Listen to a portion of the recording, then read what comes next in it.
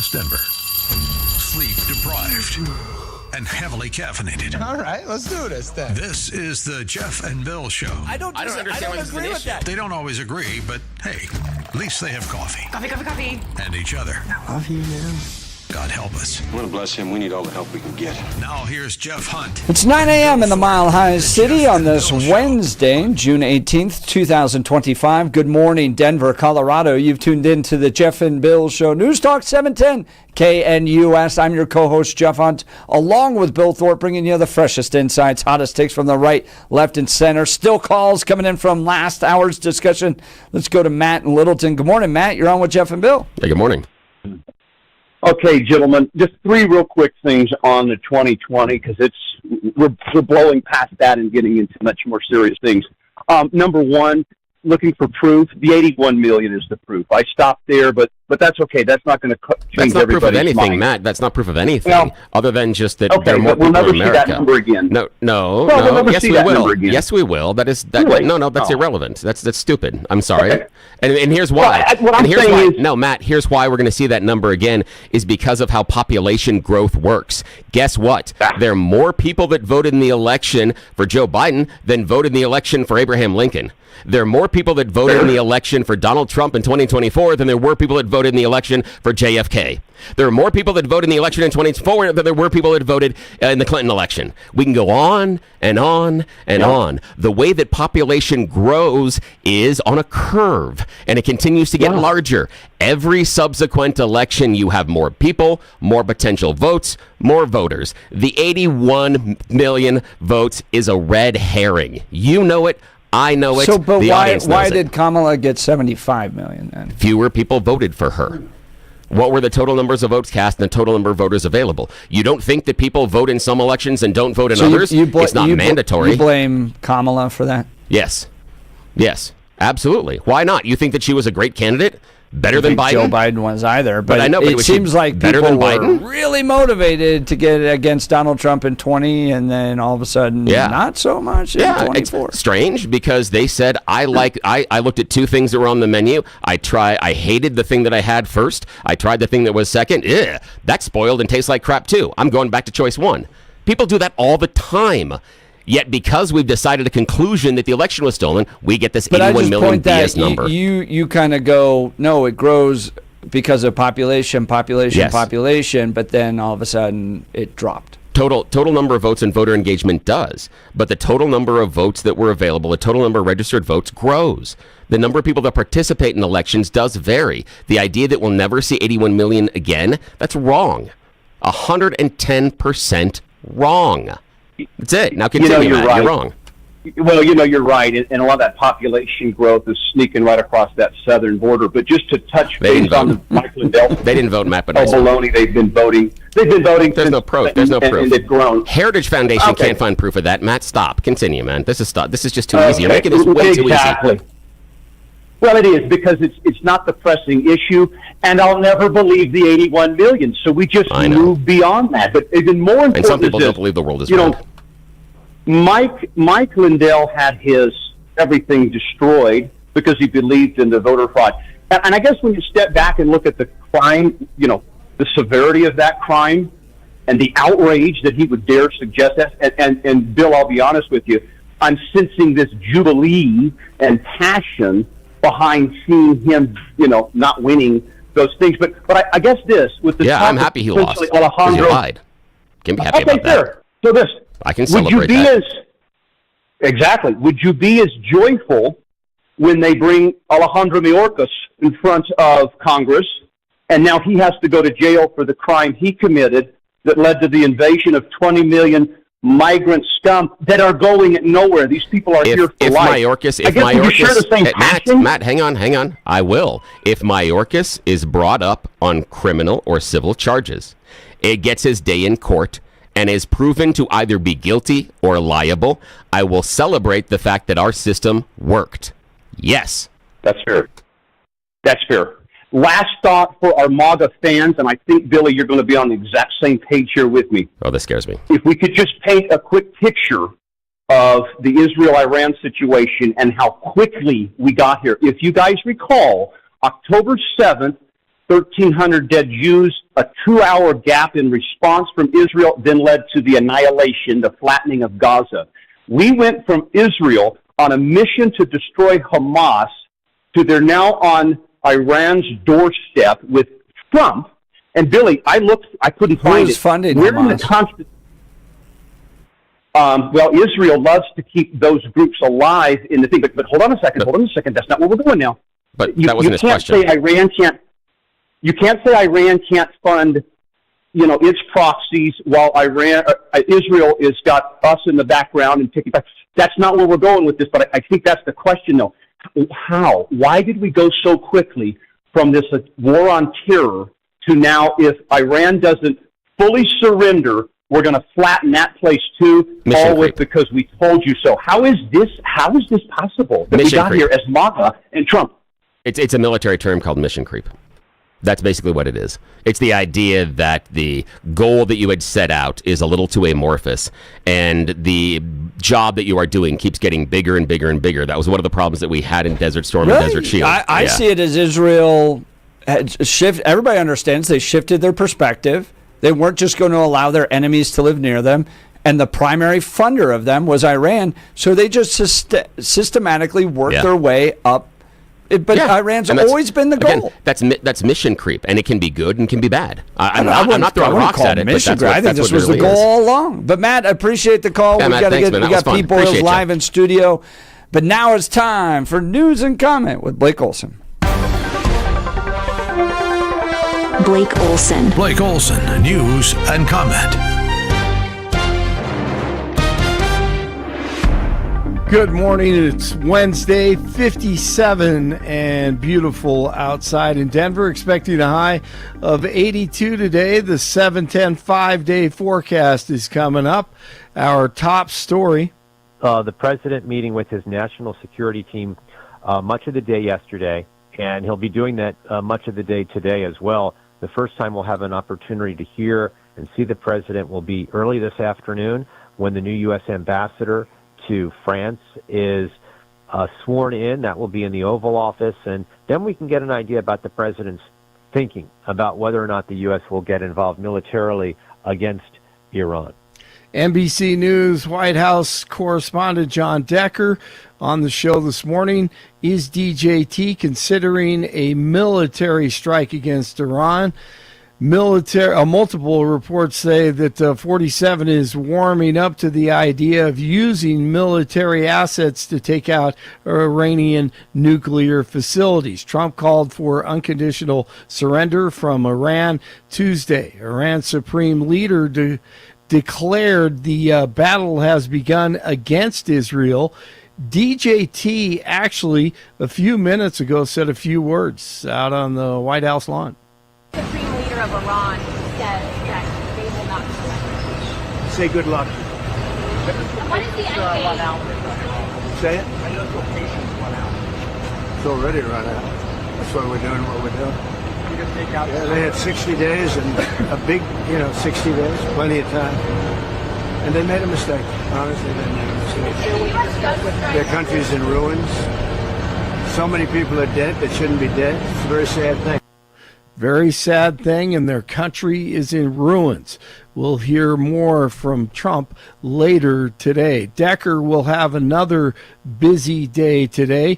He was on once again with the Hunt and Thorpe thought process this morning.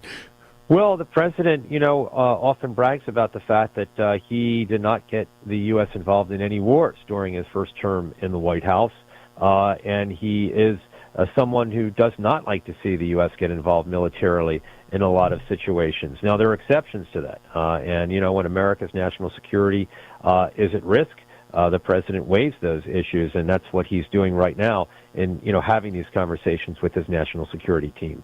About 45 minutes ago, 47 walking with the construction team this morning who put up the huge flag poles at the White House. They're raising the two new huge flags this hour, and Trump had some words. And I've always said, why doesn't it have a flagpole from the grass? They call it a flagpole from the grass. They have a little one on top, a very little one. This is about the largest you'll ever see, and it's tapered, It's at a quality that you guys rarely get to even put up. They do that for a living. They're incredible people. I don't know them, but I love them. And I would bet that they all voted for Trump. I mean, I don't know for a fact, but I think so. But we're about to lift it, and we also have one going on what's called the front or the north. We have one going there, identical. So we'll have one on this side of the building, we'll have one on that side of the building properly placed. In this case, we had a lot of choices, putting it on that hill, putting it different places. It's such a beautiful pole, we thought we'd put it near. He has done so much for patriotism in this country. What a blessing. Could you imagine Kamala Khan doing that? Or Obama? Or Biden? Couldn't even wake up on time. The Supreme Court upholds the Tennessee ban on transgender youth medical care, in quotes. Big setback for the evil movement that loves mutilating kids who God created in his image. A cut to interest rates isn't expected to be announced by the Fed today. The rates are still high, hovering between 4.25% and 4.5%. The president has been pressuring Fed Chair Jerome Powell to cut rates. How about we just cut the Fed altogether? Authorities are on the hunt for whoever stole thousands of Nintendo Switch 2 video game consoles from the back of a semi. The Arapahoe County Sheriff's Office says that the theft was discovered at a truck stop in Bennett on June 8th. Just over 2,800 consoles with an estimated value of $1.4 million were stolen. The driver was taking the consoles from Nintendo's offices in Redmond, Washington, to a GameStop in Grapevine, Texas. Investigators are not sure if the consoles were stolen in Colorado or at another point during the trip. The terrorist Mohammed Solomon, the 45-year-old Egyptian national, tried to kill as many people as he could on the Pearl Street Park in Boulder with his homemade bombs, is set to appear in court this morning for a preliminary hearing in about 1 hour. Congressman Marlin Stutzman from Indiana on the show this morning, thanks to one of Jeff's sons who was at a leadership program in D.C., met Stutzman at the congressional baseball game, got one of his cleats. That was cool. And Stutzman introduced this morning, he was on the show, introduced the Emergency Spending Accountability Act and talked about it with Jeff and Billy.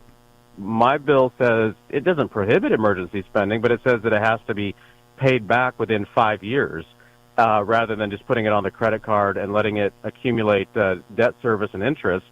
We're paying $1 trillion in interest every year on our debt right now. That's as much as what we spend on the military. So I think this is just common sense legislation. It's to raise awareness of how Congress operates and how it behaves.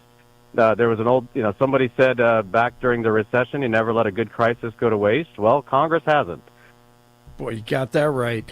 The Florida Panthers win their second straight Stanley Cup last night over the Oilers from Edmonton. Rockies beat the Nationals 10-6. 55 in Brighton, 56 in Sheridan, 57 in Denver. Jeff and Billy continue. What do I have? Oh, everything changed after the legalization of weed and COVID. When the legalization of weed and COVID came, everything changed. I needed my dose of Tony. Blake Olson, News Talk 710 KNUS. KNUS Denver. Skies will be clearing as dry high pressure sets over Denver and the Front Range. Early morning temps will be in the lower 50s. With sunshine for Wednesday, highs will be a pleasant lower to mid 80s with lows upper 50s Wednesday night. Hot temps just in time for the changeover to summer Thursday through Saturday. Sunny and dry, middle and upper 90s with lows low and mid 60s. Skies clear in the overnight. Weather brought to you by Colorado's Best Roofing, reminding you to protect your home from the harsh Colorado weather. Schedule your free no obligation roof inspection at roofingcolorado.com. Meteorologist Don Watzel in the 710 KNUS Weather Center. Welcome back to the Jeff and Bill Show. Mitch Morrissey will be joining us a little bit later in the hour, but joining us now live in studio to help preview his upcoming show on Saturday is the legendary radio host Peter Boyles. Good morning, Pete. Good morning, you guys. Morning, Billy. We were talking, I think a lot of us saw the next episode last night, Kyle Clark, because he specifically mentioned good friend of the program, George Brockler. Yeah. We're trying. I've put messages into George to see if he'll appear with us.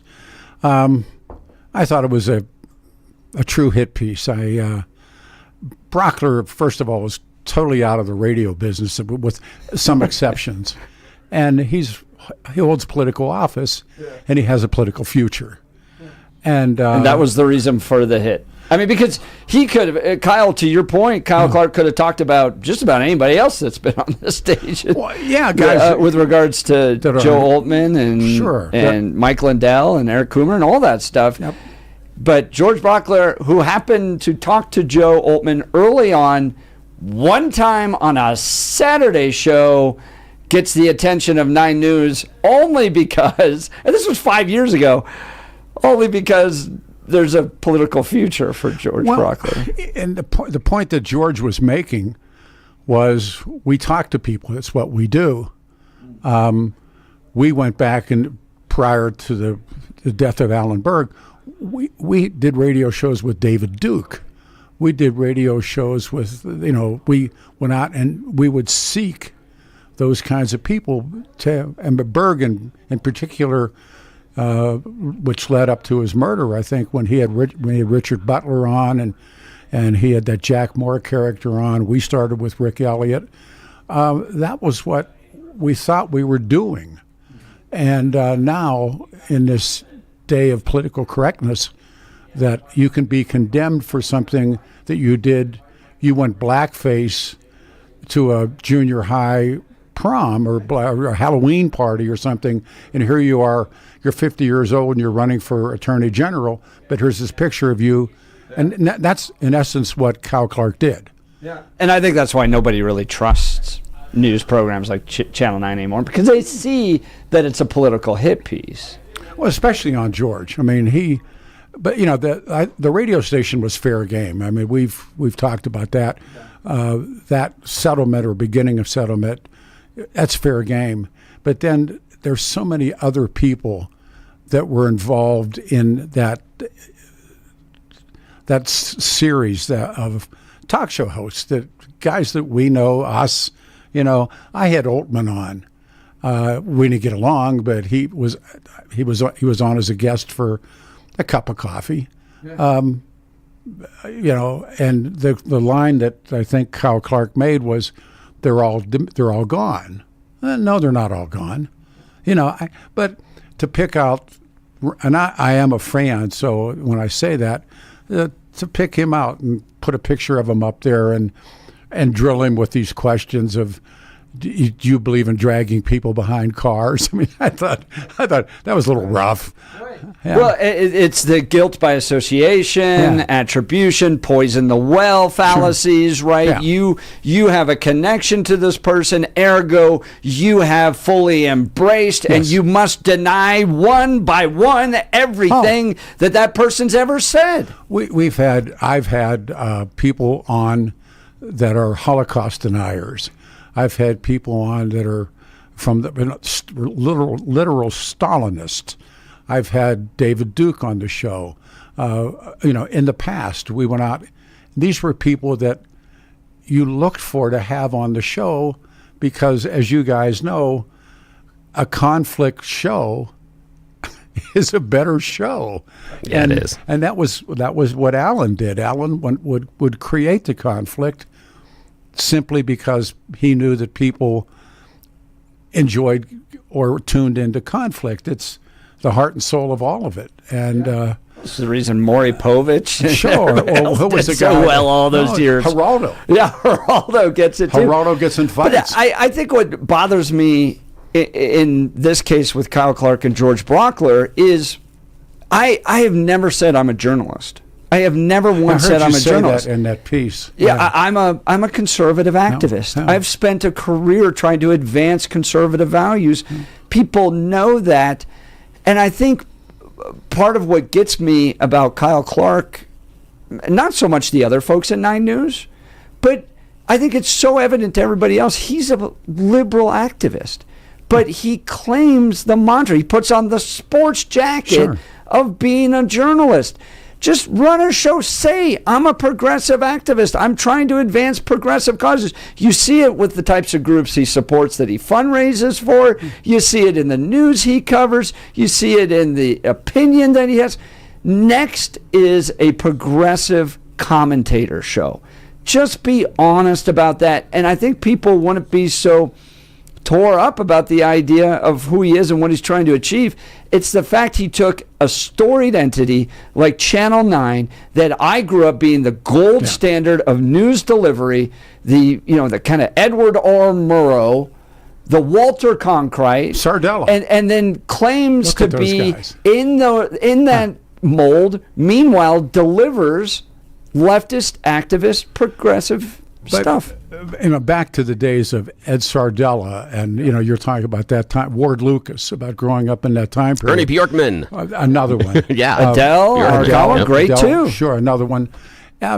Television has slid so far down the pole that the only reason I watched that last night is I got a phone call to watch it, and I went on our cable. You can hit start at the beginning. I love that feature. It's great. So then I saw it and I went, wow, that was very unfair to George, who I know and really, think he's a very decent man.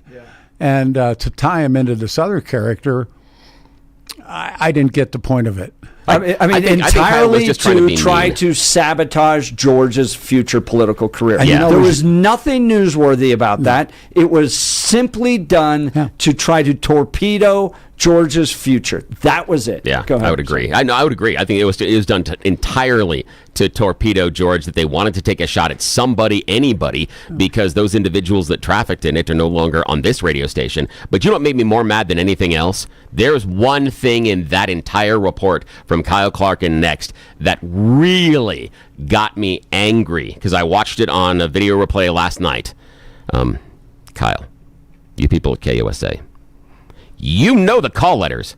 I heard you say them right at the beginning of the stupid story. Every time you run our videos, every time you quote this show, you take our interviews and run them on your fancy little evening show. Never call letters. Don't even tell us who we are. You know the call letters. You identified the station. Yet you never give us credit when you're taking our interviews, do you? No, there was a legendary a guy that your dad knew. His name was John Lego, and they called him Captain Showbiz. And Lego's fantastic. I worked for Lego, and a couple of times we get in trouble, and we'd go into Lego's office, and your dad was all part of that. And he would look at me and he'd say, number one, he said, did they get the call? He said, did they spell your name right? Yep. And and we used to call him Captain Showbiz. He said, did they get the call letters? And I'd say yes, and he said, did they say what time you're going to be on? And they ran an ad. This is a true story. Oh, this is one of the best ever. When your dad, I think, was part of it, we worked for a guy named Art McCoy. McCoy Broadcasting is when I met your father. And they put an ad out in the Rocky in the morning and the Post that afternoon. Arthur McCoy Broadcasting, apologize for what Leon Boyles did on the radio yesterday. Well, we hadn't done anything other than what we had normally done, but it was the attention that you were going to draw to it.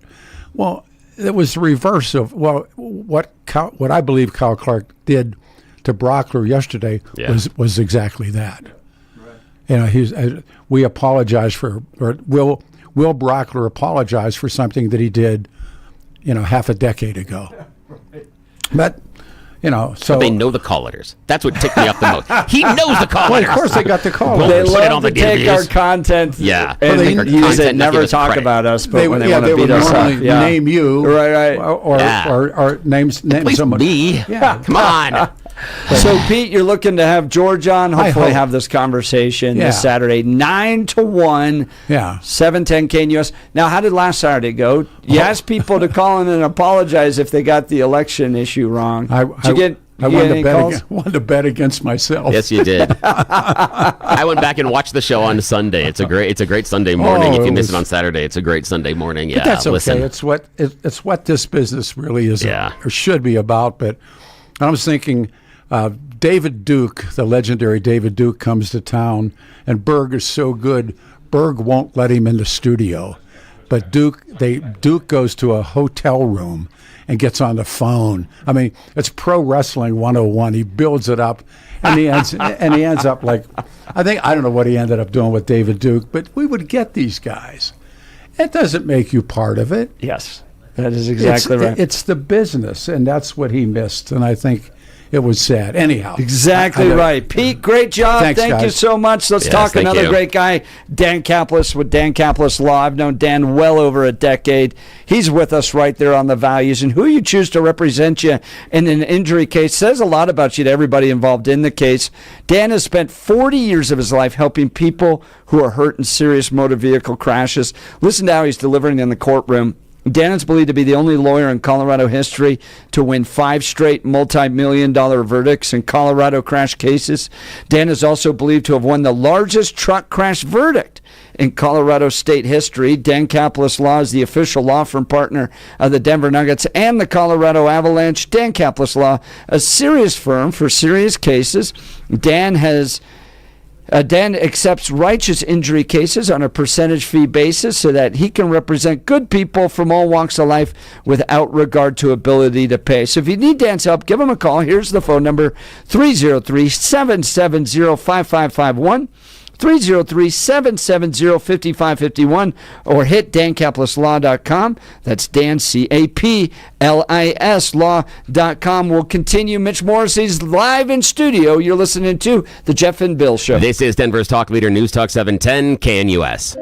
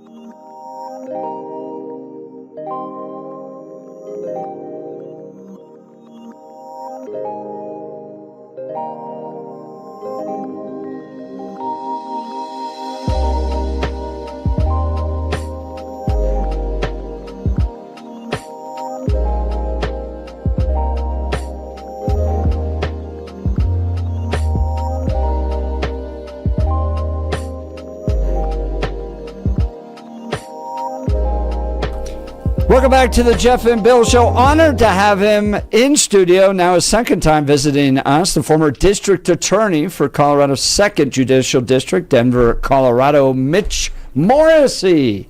Morning, Jeff. Thank you for joining us. You're now doing great work over with one of my favorite think tanks, the Common Sense Institute. It's nonpartisan, just straight facts delivered to help policymakers here in Colorado make better decisions. You guys got a new report out today titled Colorado's Fentanyl Problem and the Economic Costs. Tell us what you guys have learned. Well, we have been talking about fentanyl, doing these types of reports now for, I think George was still a fellow when we did the first one. So it's been a couple of years, and I think the staggering thing about all of these reports is how much fentanyl overdoses cost us in the state of Colorado. We're talking about billions of dollars. Now, the good news in this report is that we did see fentanyl deaths go down from 2023 to 2024. So in 2024, there were about 300 fewer fentanyl overdoses. And when you look at that, that's billions of dollars that it saved, because the way we calculate that is the lifespan of the individual that overdoses and dies. What is the cost to society to lose somebody that, is 25 years old now, been to college, all the investment made in them, all the years of the amount of money they're going to make, the amount of taxes they're going to pay, and that's why we get these staggering numbers. So there's a positive here in that we're seeing it go down. We think there's a direct impact on the legislature getting serious about fentanyl in 2022. What they did was they made fentanyl a felony again. So the mistake was decriminalizing fentanyl down to a misdemeanor. You could have up to 4 grams of it before it was a felony. They dropped that limit down to 1 gram. But 1 gram is still enough to kill 500 people. Wow. And so, of course, we think that they should get credit for changing that law and the impact that it's had. Hopefully there's a direct impact on the decrease in these overdose deaths. But I think things like Stephen Tubbs' movie, the education around fentanyl, the fact that fentanyl just should be scary if you're doing some kind of narcotic and it may be cut with fentanyl because it may kill you. Right. And so I think that younger people are wising up to the fact that, if I want to proceed down this road, I may not make it home tonight. That's exactly right. That's Mitch Morrissey. He's live in studio with us now, a fellow with the Common Sense Institute, on the latest report they've put out. To that point, the DA's got a new campaign out titled One Pill Can Kill. I heard from a dad that's featured in Stephen Tubbs' film that he had 2 sons that thought they were taking OxyContin. And they were just going to pop 1 OxyContin pill and go to bed. Both of them found dead in the bed. He lost his entire lineage, both his sons, in one night because they took 1 pill, thinking that it was OxyContin. It was actually fentanyl. It killed both of them. I hope that message is getting out there and impacting young people, that 1 pill can kill. Not only young people, but the parents. The education around this is, I've even seen where if you're going to host a family party of young people at your home, as an adult, as a parent, that you should have Narcan on hand, just in case somebody brings in some substance that the kids think is something else and they decide to ingest it. One of the saddest stories in Stephen's movie is the initial story where these people are all just found dead on the floor.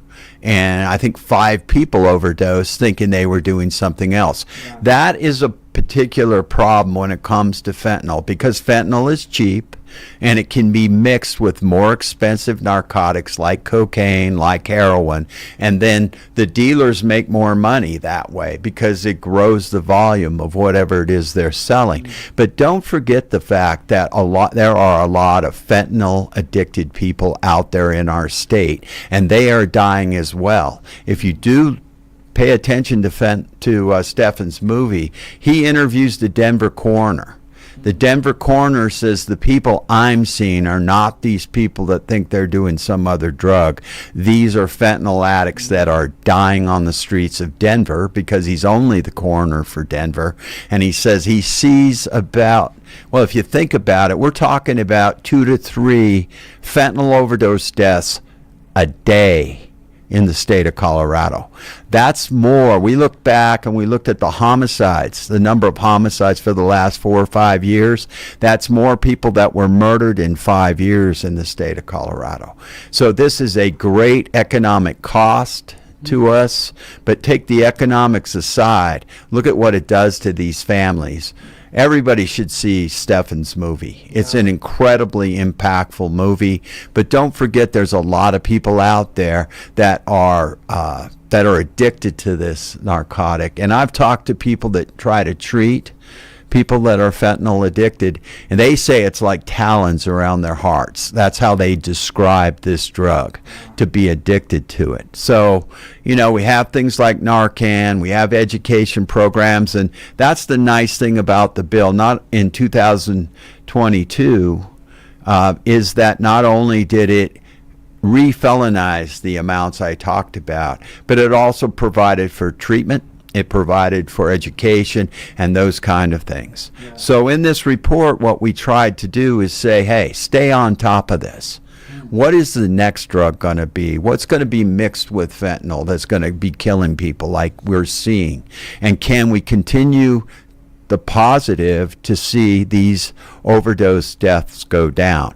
So the legislature needs to stay on top of this. And then there's a lot of people in Colorado that don't believe that bill went far enough, that it didn't just make any amount of this deadly lethal drug illegal. And so, why can you carry around a gram of this and potentially could kill 500 people? That just doesn't make any sense. We have a lot of things that are just extremely dangerous, and we make them felonies in Colorado. Dynamite, machine guns, those kinds of things. Well, we don't see as many people killed by those items as we see killed by this narcotic. So it's a mixed bag, this report. Positive. It saved the state some money. I think that the legislature should say, hey, if we can pass a bill and then within 2 or 3 years we can save the people of the state of Colorado billions of dollars, we need to look at more bills like this. That's Mitch Morrissey. He's a fellow with the Common Sense Institute. You can download the report by going to commonsenseinstituteus.org, commonsenseinstituteus.org, then click on Colorado. It is just out today. We're getting some of the very first interviews. I found interesting that in your study, 75% of fentanyl-related overdose deaths are male, and 73.8% of fentanyl-related overdoses are between the age of 25 and 54. It's dudes in their 30s, late 20s, 30s, and 40s that are dying of this drug. Yeah, and I think that goes to the thought that I had about people that are flat out addicted to this drug. People that you see, I can recognize this drug use because, I was a prosecutor for 33 years. I can see people sitting on the sidewalk at Colfax and Sheridan, on the stairs there, the Walgreens. I know exactly what they're doing.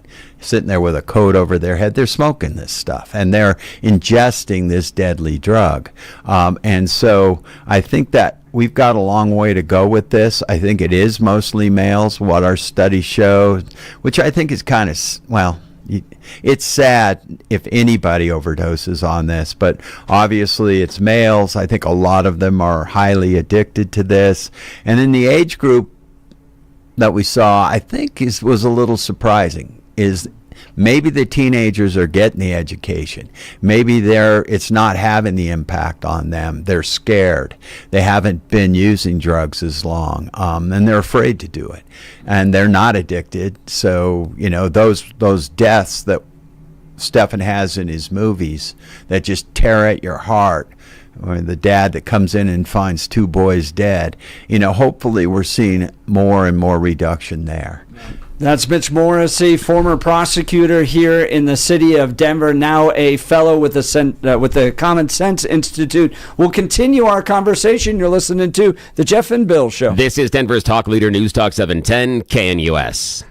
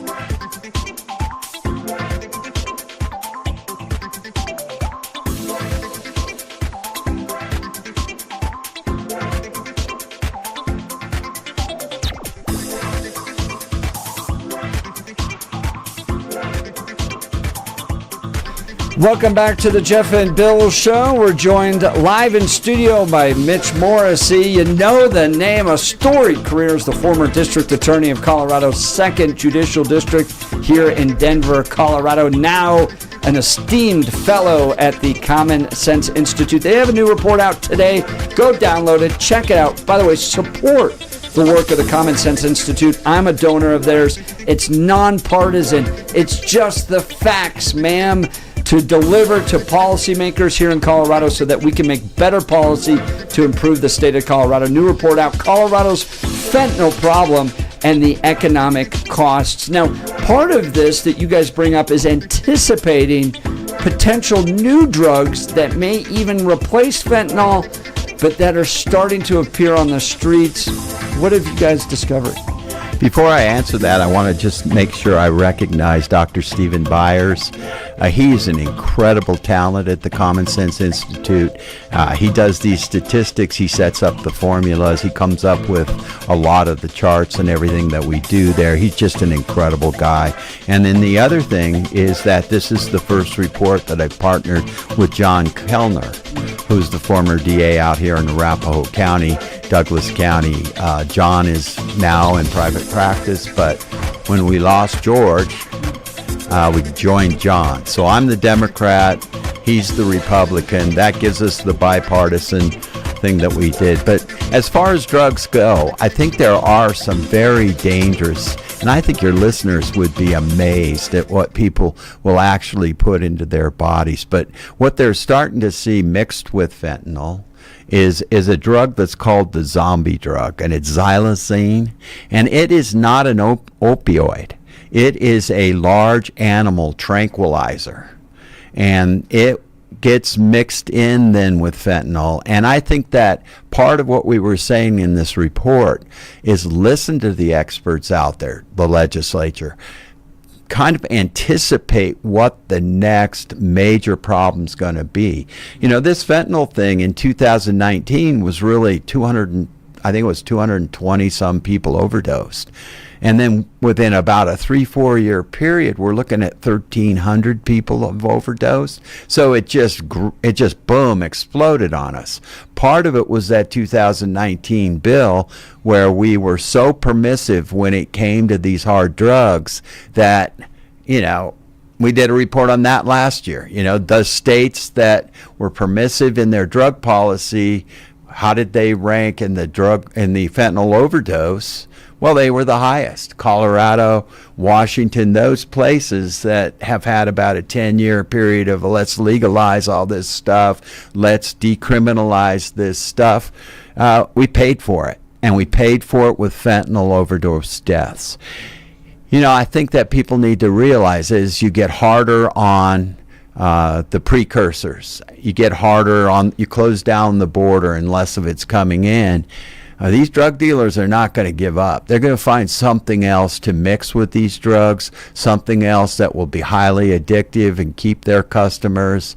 You'd think they wouldn't want to kill their customers, but they do kill their customers. But you know, it's a serious business. They make lots of money, and they cost the state of Colorado billions of dollars. So I think that's what we'll see next. It's called we'll see that more and more of that mixed in with the fentanyl. But I think part of the problem there is a lot of people primarily shoot that up, and it will cause some incredible problems when you're doing that. Rotting flesh, amputations where you have that rotting flesh. So it's a horrible thing, but people consume it and they just turn in. I think people have probably seen, they'd be standing up and just bent over, passed out.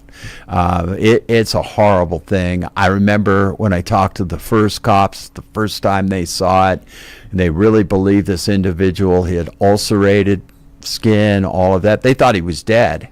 They were calling the coroner's office. The guy was actually still alive, laying on a mattress in a flop house type place. So, you know, it's taken time to come into Colorado. It's taken time to come into the United States. But I know the reports are the DEA is seeing more and more of it. Wow. Incredible report given at the Common Sense Institute. Check it out at commonsenseinstituteus.org. commonsenseinstituteus.org. Mitch Morrissey live in studio with us, a storied career as district attorney here in Denver, now with the good folks over at the Common Sense Institute. Thank you so much for this report, keeping this issue top of mind, and a reminder to all parents out there, you got to have this conversation with your kids. One pill can kill. It's the latest effort by the DEA to help inform the next generation of people not to get started on these drugs where a single pill can kill them. Have that conversation with your kids. Mitch, thank you so much for taking time to join the Jeff and Bill Show today. Jeff, I want to thank you guys, because if, you know, we can write these reports till we're blue in the face, but if you don't get the word out, and that's what you guys do so well, I really appreciate that. You had me out here when we were talking about the rape kits, and, you know, the message you just sent to your listeners is critical when it comes to fentanyl and the next generation of potential fentanyl users. Yeah, it's something that matters a lot to me because I lost my best friend to a drug overdose. So, and remind the kids that I live with. Yeah, remind the kids day. that you're dealing with a kitchen table chemist that is cutting these drugs together. They don't care about dosages. They don't care about percentages. They care about profit. They don't really care whether or not you're alive for that next dose, that next pill. They'll find another customer.